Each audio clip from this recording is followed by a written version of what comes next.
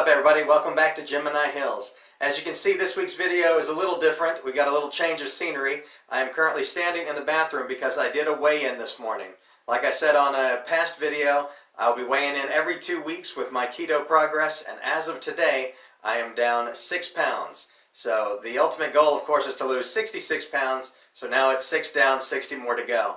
This week's video is going to be a little different in another way. Instead of sitting in one spot, I'm going to take you around Biloxi to answer some of your questions. And I think this will kind of break the monotony a little bit. I checked the stats. Turns out some of you only watch these videos for like a few seconds, and the average person only watches 6 minutes of it. And I'm like, I've got some great content here. There's a lot of really cool stuff that I'm saying. So hopefully I can keep your attention the whole time. And if I do, be sure to comment, like, subscribe, do all the YouTube stuff. I'm not going to be one of those people who's like hitting you over the head with this stuff, but I'm trying to grow my audience here, so, work with me. Anyway, I'm down 6 pounds. Let's get to your questions.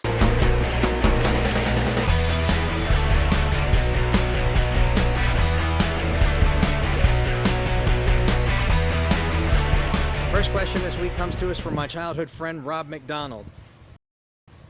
Rob actually used to live right over here, but as you can see, it's an empty field now.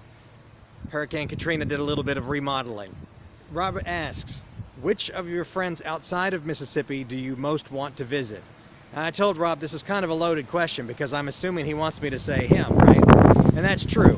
I got to talk to Rob on a video chat not long ago, so there was that. But there's a lot of people that I want to talk to. My buddy Mike out in Dallas. I want to see Chrissy and Pat up in Omaha.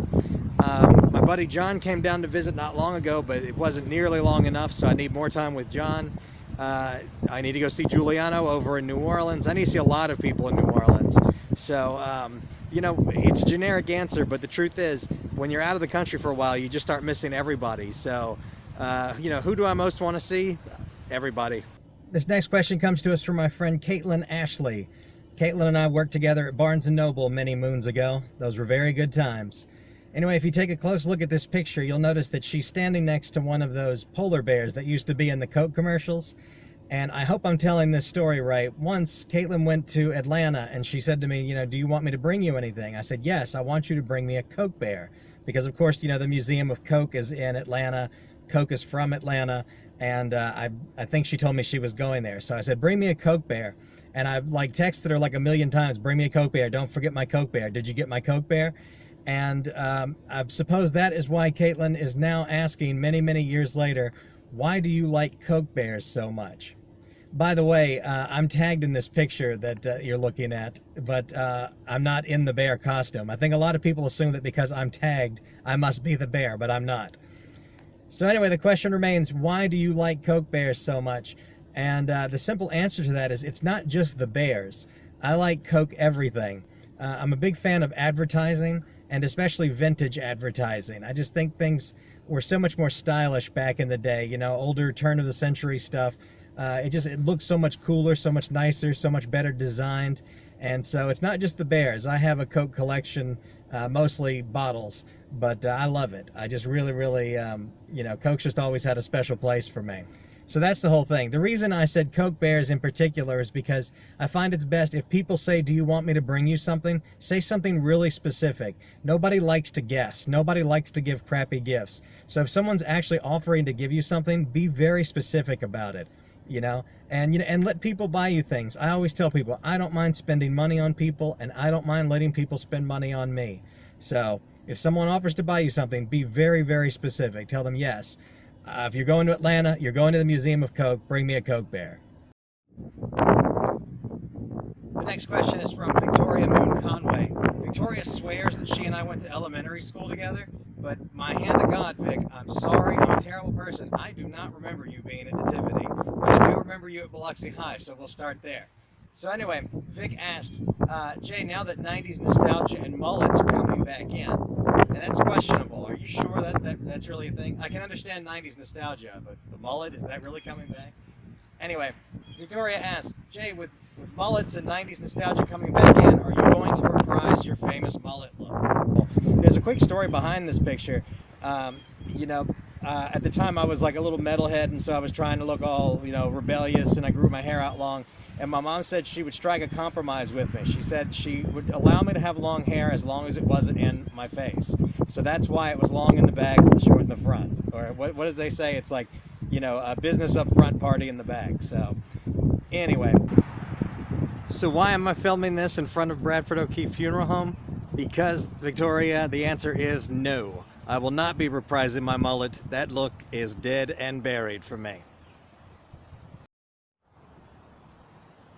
As you can see, the O'Keefe family has been in the undertaker business since 1865, right there at the end of the War of Northern Aggression. Another question this week coming to us from Wendy Bell. I don't know how to say your married last name, to be perfectly honest with you. And I'm sorry, Peter, that's no disrespect to you or your family, but I've never been 100% sure of how to say it. Stepniewicz, something Polish. I don't know. But anyway, Wendy Bell, you may recognize that name because she and I were married at one time.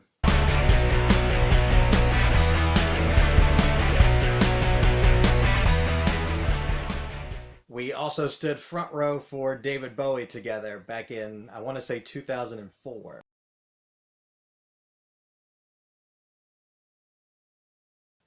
It was really kind of cool because at one point we're in the front row, and at one point David Bowie came and stood right where we were. And you know that scene in Passion of the Christ where Jesus stops the guys from stoning Mary Magdalene to death, and then she puts her hands on his feet and just looks up at him like that. Well, anyway, same thing happened. Bowie's standing there, and Wendy sees her chance. She's not going to pass it up, so she reaches up and she puts her hands on his feet and just yeah, it must have been just a religious experience. And she got that awesome picture, she got an amazing picture of David Bowie from that.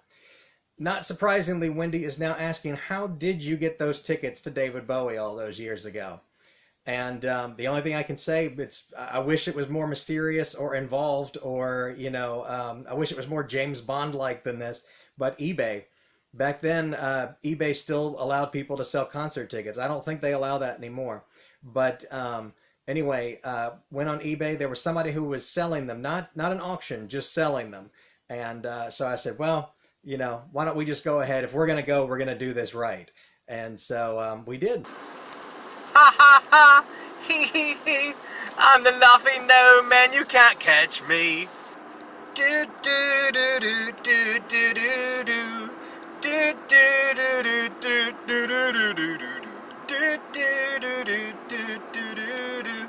Ziggy played guitar, jamming good with Weird and Gilly and the spiders from Mars.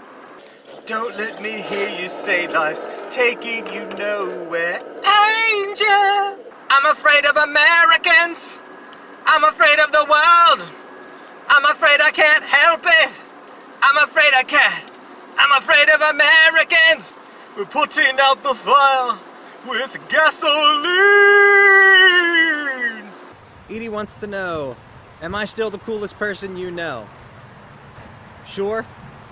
And I only say it sarcastically like that because, I've never really thought about it. All my friends are pretty cool in their own way. So, again, generic answer, but it's the truth.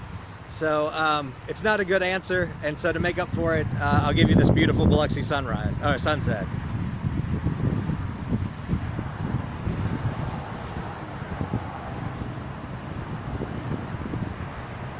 So this next question comes to us from Keith Sisson, my old buddy and radio co-host. Keith asks, do you still use Jaeger, meaning Jägermeister, the hard liquor, as an ice cream topping? This is something that I was known for back at Ole Miss. This is something that, my undergraduate career was marked with. I drank so much Jägermeister in those days that people around me started calling it Jagermeister. I had the jacket, I had the sweatshirts. One night, Keith was working for some kind of distributor, these alcohol distributor, and these two representatives who worked for Jägermeister were in town. He let me drive them around, and I actually got pulled over and DUI tested with those guys in my car, so that was fun. I didn't get a DUI, but I came this close. Anyway, do I still use it as an ice cream topping? Here's where I've got to be boring and let you know that no, I do not do that. I rarely drink these days. And the reason for that is because one thing that I know about myself is that anything I do, I tend to overdo. If I get interested in something, I get way too interested in it. If I get sad, I get really depressed. If I'm happy, I'm like bouncing off the walls with excitement. So if I were ever to start drinking heavily, I'd probably take it too far and end up in treatment and all that kind of stuff. And I've had too many friends who've gone through that kind of stuff. Friends that I care about and, that I want to see the best for. So, I hate to get all preachy on this because it was a funny question. And yes, at one time I certainly enjoyed my Jägermeister. But do I still use it as an ice cream topping? No. As Friedrich Nietzsche once said, never drink alcohol. This next question comes to us from my old buddy Scott Nielsen. I know Scott from up at Ole Miss. Scott asks, which Grimes album best describes your personality and why?